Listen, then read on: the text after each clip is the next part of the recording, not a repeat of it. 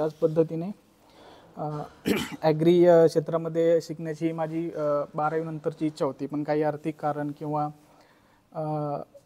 जे काही त्यावेळेस सल्ला भेटला, तर सल्ला भेटल्यामुळं नंतर मग जिकडं मॉब जात होता मग त्या क्षेत्रामध्ये जसं की इंजिनिअरिंगला ॲडमिशन घेतलं. नमस्कार, आपल्या सर्वांचं स्वागत आहे आजच्या नवीन ब्लॉगमध्ये. तर मित्रांनो, आज आपण आलेलो आहोत श्रीमंत Shivajiraje college of horticulture Phaltan येथे. त्यामागं कारणही खास आहे कारण या कॉलेजमध्ये आपण ॲग्री डिप्लोमासाठी ॲडमिशन घेतलेलं आहे. ॲक्च्युली मला BSc ॲग्रीसाठीच ॲडमिशन घ्यायचं होतं, पण यशवंतराव चव्हाण मुक्त विद्यापीठमधून BSc ॲग्रीचं जो अभ्यासक्रम आहे तो 2007 किंवा 2017-18 पासून बंद झालेला आहे. तर मग त्यासाठी मग ॲग्री डिप्लोमासाठी या अभ्यासक्रमाला ॲडमिशन घेतलेलं आहे. तो 2 वर्षाचा कोर्स आहे आणि त्यानंतर पण बघूया त्या क्षेत्रामध्ये पुढं काय करता येईल तर करण्याचा विचार आहे. तसं पाहायला गेलं तर आता वयाचा 30चा टप्पा ओलांडलेला आहे आणि आतापर्यंतची 30 जी वर्ष होती किंवा 30-32 वर्ष ती आपण शेवटी कसं कॉम्प्रोमाइज करण्यातच गेली आणि आपल्या ज्या इच्छा वगैरे होत्या तर त्या आपण जास्त फारसं त्याच्याकडे लक्ष दिलेलं नाही आहे. आणि जसं की आपण व्लॉगिंग करतो, ही आपली एक इच्छा होती, ती पाठीमाग तुमची शेअर केली. तर त्याच पद्धतीने ॲग्री क्षेत्रामध्ये शिकण्याची माझी 12वी नंतरची इच्छा होती, पण काही आर्थिक कारण किंवा जे काही त्यावेळेस सल्ला भेटला, तर सल्ला भेटल्यामुळं नंतर मग जिकडं मॉब जात होता मग त्या क्षेत्रामध्ये जसं की इंजिनिअरिंगला ॲडमिशन घेतलं आणि नंतर मग जॉब वगैरे एक 10 वर्ष जॉब. तर या सगळ्या व्यापातून मग वेळ नाही भेटला आणि आता 30चा टप्पा ओलांडल्यानंतर कळते की आपण आपली इच्छा पूर्ण केल्या पाहिजे. तर त्या हिशोबानेच ॲग्री डिप्लोमाला ॲडमिशन घेतलेलं आहे आणि त्यासाठी आज आम्ही श्रीमंत Shivajiraje college of horticulture Phaltan येथे आलेलो आहोत. तर चला मग बघूया आजचा दिवस कसा जातोय, काय होतंय आजच्या दिवसामध्ये. तर चला.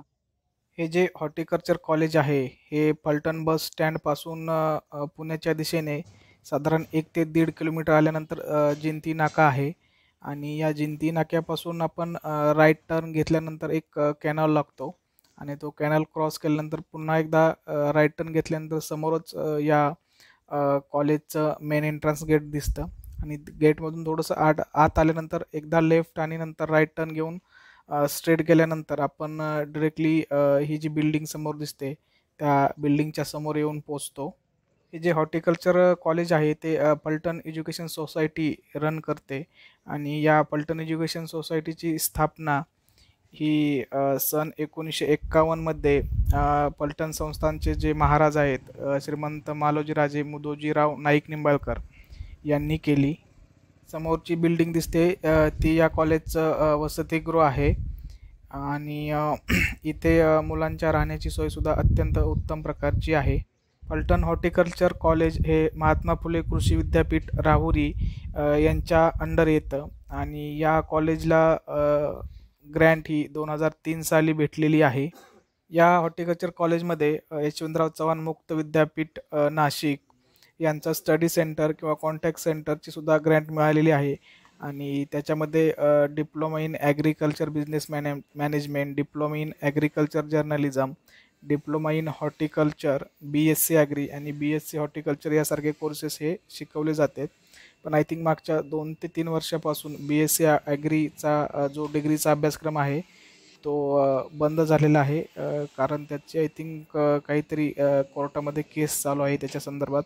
जे रेग्युलर स्टुडंट आहेत आणि जे मुक्त विद्यापीठातून जे स्टुडंट येतात तर त्यांच्या दोघांमध्ये केस चालू आहे. ही या कॉलेजच्या कॅम्पसमधून फेरफटका मारत असताना मला माझ्या जुन्या कॉलेजचे दिवस आठवले आणि त्यावेळेसच्या आठवणी जाग्या झाल्या की त्यावेळेस कॉलेजमध्ये असताना काय काय आम्ही गमती जमती केलं त्या 4 वर्षामध्ये. तर त्याच्या आठवणी या ठिकाणी यायला लागल्या होत्या.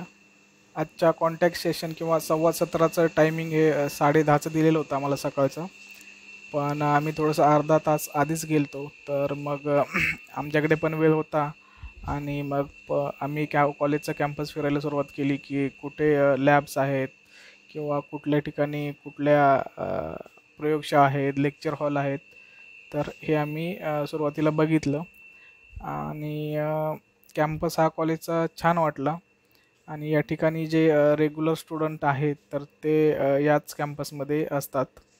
YCMच्या स्टुडंटला काही रेग्युलर लेक्चर्स वगैरे नसतात, तर त्यांच्यासाठी हे कॉन्टॅक्ट सेशन असतात मंथली. काही ठराविक कॉन्टॅक्ट सेशन हे कॉलेज हे कंडक्ट करत असतं आणि ते मग कॉन्टॅक्ट सेशन आहे ते पण कंपल्सरी नसतं. जसं अवेलेबिलिटी आहे तर त्यानुसार तुम्ही ते कॉन्टॅक्ट सेशन आहेत ते अटेंड करू शकता. या ठिकाणी अशा प्रकारचे नोटीस बोर्ड हे लावलेले आहेत. वेगवेगळ्या डिपार्टमेंटच्या बाहेर किंवा वेगवेगळ्या लॅबच्या बाहेर वेगवेगळे नोटीस बोर्ड होते आणि त्या लॅबच्या संदर्भात जी काही माहिती आहे किंवा माहिती फलक आहे किंवा फोटोज आहेत तर ते पण लॅबच्या बाहेर लावलेलं होतं. तर साधारण 2013 नंतर मी पहिल्यांदाच कॉलेजचा कॅम्पस फिरत होतो आणि कॉलेजमध्ये ॲडमिशन घेतल्यानंतरचं जे फिलिंग होतं ते खरंच वेगळं होतं. YCMमधून ॲडमिशन घेतल्यानंतर त्याला रेग्युलर कॉलेज नसतं, तर त्यासाठी कॉन्टॅक्ट सेशन असते ज्याला आपण संवाद सत्र म्हणतो. आणि त्या संवाद सत्राला सुद्धा कंपल्शन नसतं, फक्त थेरीज सॉरी प्रॅक्टिकल जे आहे तर ते प्रॅक्टिकल आपल्याला जावं लागतं प्रॅक्टिकलसाठी. आणि ज्या काही ते कॉलेजेस इंटरनल टेस्ट वगैरे घेतात तर त्या टेस्टसाठी आणि फायनल एक्झामिनेशनसाठी आपल्याला त्या स्कूलमध्ये सॉरी कॉलेजमध्येही जावं लागतं. तर तुम्ही पाहू शकता की अशा प्रकारचे डिफरंट चार्ट हे त्या डिपार्टमेंटच्या बाहेर लावलं होतं आणि वेगवेगळे टाईप्सचे जे अभ्यासक्रम तिथे शिकवला जातो तर त्याचे वेगवेगळे लेक्चर हॉल किंवा लॅबोरेटरीज हे त्या ठिकाणी होत्या. तर एकंदरीत कॉलेजचा जो कॅम्पस आहे तो आवडला आम्हाला. पण तसंही कॅम्पसची जास्त आमचं घेणं देणं नव्हतं, कारण आम्ही ॲडमिशन घेतलं होतं ते यशवंतराव चव्हाण मुक्त विद्यापीठ याच्या मार्फत. त्याच्यामुळे कॉलेजला काही जायचं नव्हतंच आम्हाला. पहिल्या सेशनमध्ये शिंदे सरांनी ओव्हरऑल कोर्सचे स्वरूप किंवा मार्क लोकेशन थेअरी आणि प्रॅक्टिकल वाईज कसं असतं किंवा क्वेश्चन पेपर कसा असतो, त्याचे आन्सर्स आपण कशा पद्धतीने लिहिले पाहिजे याबद्दल त्यांनी मार्गदर्शन हे व्यवस्थित एकदम केलेलं आहे. तर अशा पद्धतीने 1-1.5 तासाचा कॉन्टॅक्ट सेशन हा झालेला आहे आणि त्याच्यामधून बऱ्याच प्रकारची माहिती मिळाली. बेसिक सब्जेक्ट कुठले आहेत किंवा पुढच्या वर्षी कुठले सब्जेक्ट राहतील वगैरे बेसिक गोष्टी त्यांनी सांगितल्या आणि एक 9-10 वर्षानंतर क्लासरूमचा फील घेतला आणि तो खरंच खूप छान होता. तर आता मी इथून परत रिटर्न घरी निघणार आहोत. मित्रांनो, दुपारी ऊन पण खूप भरपूर होतं आणि पलटणी आमच्या घरापासून जवळ असल्यामुळे आम्ही 4 व्हीलर काही नेली नव्हती, 2 व्हीलरवरच गेलो होतो.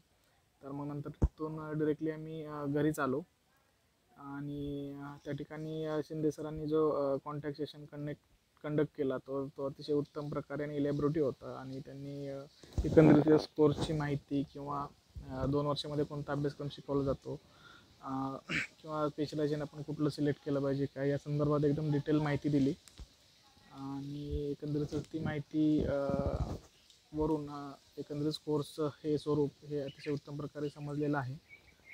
आणि बघूया पुढील जर कॉन्टॅक्ट सेशनला जर जाता आलं, अटेंड करता आलं तर नक्कीच मी प्रयत्न करेन आणि बघूया आपला ॲग्री डिप्लोमाचा कोर्स कसा होतो, काय होतो, कधी कंप्लीट होतो, कसा होतो ते आणि यामध्ये आपल्याला काय काय चॅलेंजेस येतात ते आपण बघूया.